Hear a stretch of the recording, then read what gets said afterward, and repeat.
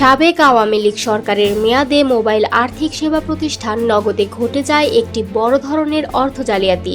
বাংলাদেশ ব্যাংকের মুখপাত্র আরিফ হোসেন খান জানিয়েছেন, নগদে প্রযুক্তির অপব্যবহার করে তৈরি করা হয় ৬৫০ কোটি টাকার অতিরিক্ত ই-মানি, যার পেছনে আসল কোনো টাকা ছিল না। অর্থাৎ এটি ছিল একটি ডিজিটাল অর্থের কেলেঙ্কারি।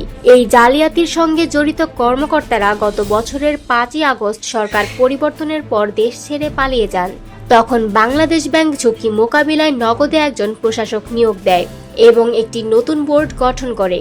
কিন্তু পালিয়ে যাওয়া কর্মকর্তারা আদালতে মামলা করে এবং একতরফা শুনানির মাধ্যমে প্রশাসকের কার্যক্রমে স্থগিতাদেশ আনিয়ে নেয়।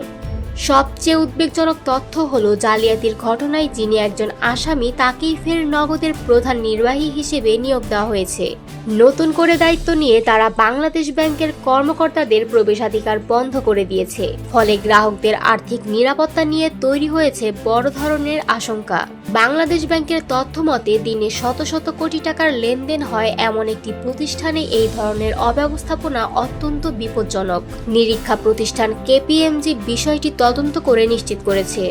বাংলাদেশ ডাক বিভাগ যেহেতু এই সেবার লাইসেন্সধারী, তাদের দায়িত্ব নেওয়ার কথা থাকলেও বাস্তবে তারা কোনো কর্তৃত্ব দেখাচ্ছে না। এদিকে জনগণের অর্থ এখন পরিচালনা করছে এমন একটি বেসরকারি প্রতিষ্ঠান যার নেই প্রয়োজনীয় প্রযুক্তি বা আর্থিক দক্ষতা।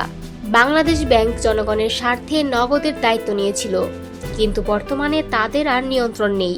এই পরিস্থিতিতে আসছে ১৯ মে প্রধান বিচারপতির নেতৃত্বে একটি পূর্ণাঙ্গ বেঞ্চ এই বিষয়ে সিদ্ধান্ত দেবে। সাধারণ মানুষ যাতে ক্ষতির মুখে না পড়ে সেই প্রত্যাশাতেই রয়েছে সবাই।